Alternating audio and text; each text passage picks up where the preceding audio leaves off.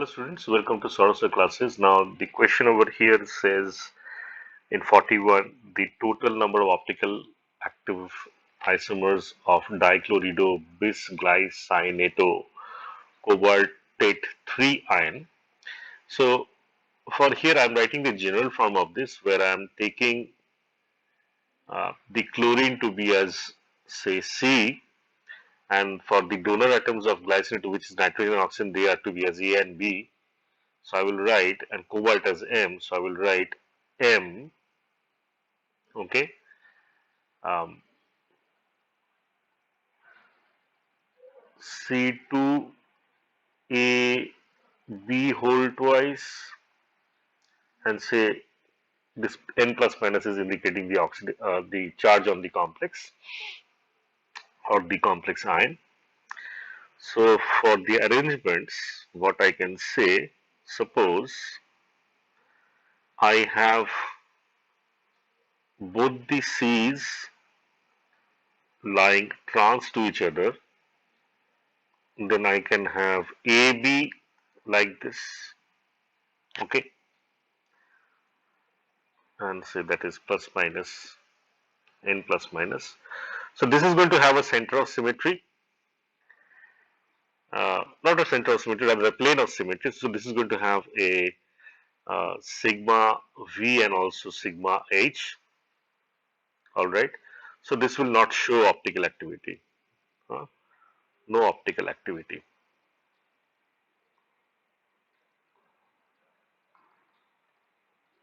for such a complex.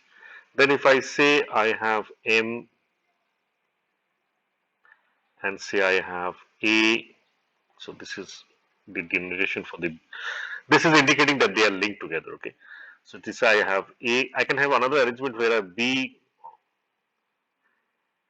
over here like this and A like that, A and B like that. So in this set we have A and B, okay, in the same direction, but we have A and B in the opposite direction over here, and say this is my C again. Again for this complex I will say there is a sigma H and a sigma D. So when I'm saying, please understand, when I'm saying sigma H, then I'm obviously talking about a plane that is passing through this square plane, that is my sigma H, and we have to consider here these atoms to be as spheres, so they are cutting into equal halves, all right. And when I'm talking about a sigma H, then means it is passing right through this atoms of C. So this is my sigma H, that is my sigma H, and that is going to be my sigma phi. So no optical activity. Again, for this particular complex, obviously I have a, right, this is not going to be there. Just hold on. I will say rather, yeah, I will say this is my sigma D like that. All right. So this is basically a mirror plane passing through the diagonals that is going to divide the molecule into two equal halves. So again, for that reason, it is not going to show optical activity, and also there is a sigma H, which is running through the square plane of this molecule. So this is my plane for sigma H. So again, we will say no optical activity for these two types of arrangements for the molecules in which they are essentially trans, okay, in which they are essentially trans. Now, what about the other one? Let's have a look. Okay.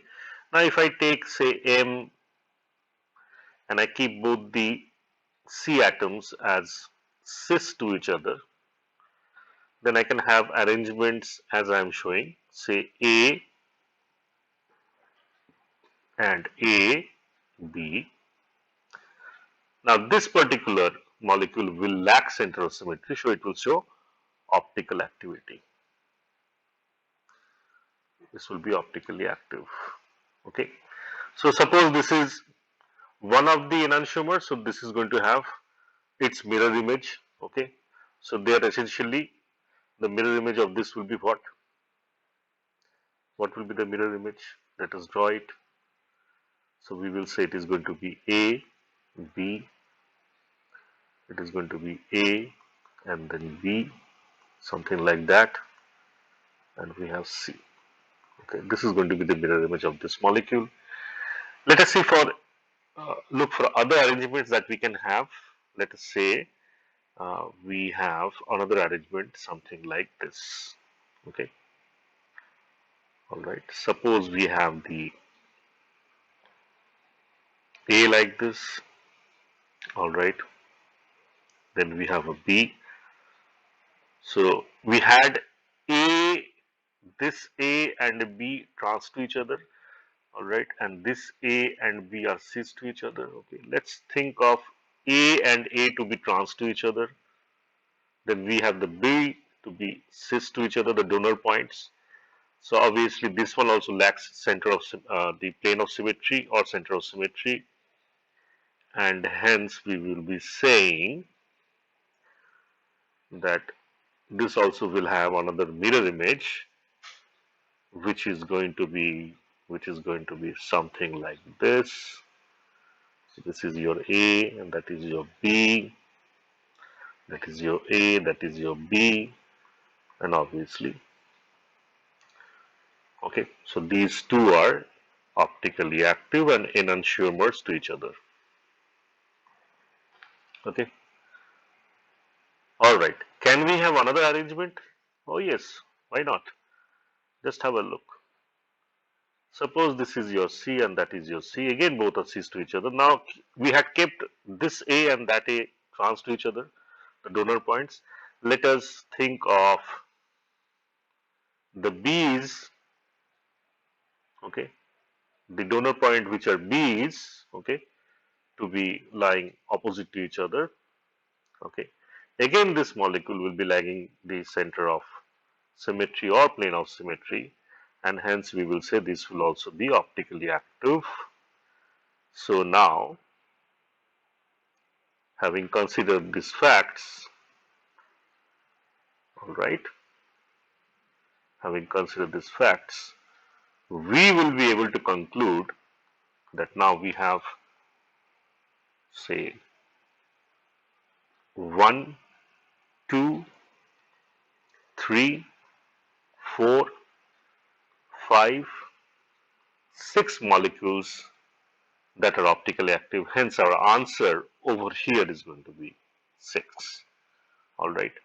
Now for the next question that has been given over here, we have to find out the possible microstates for a D8 electronic configuration. Now for this you can use a general formula which I am giving you to calculate the number of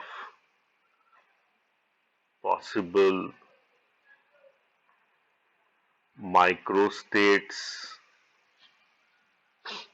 Say this is dt, then we are using the formula 2n naught, all right, by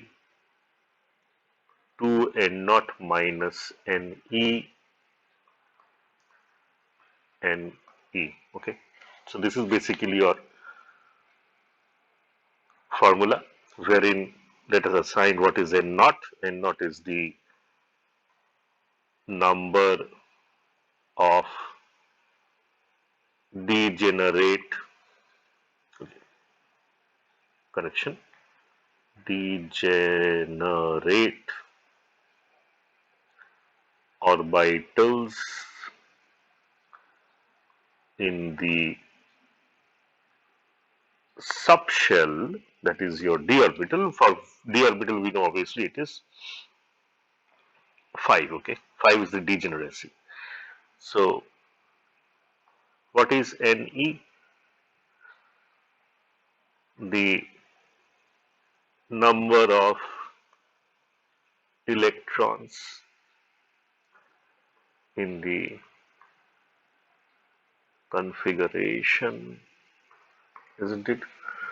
So here we know if we use the formula, so we will say dt is going to be 2 into 5 factorial, all right, 2 into 5 minus, okay, 2 factorial, and then we have 2 factorial, isn't it?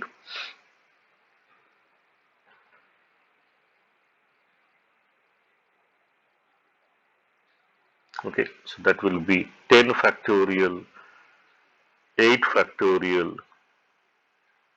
2 factorial,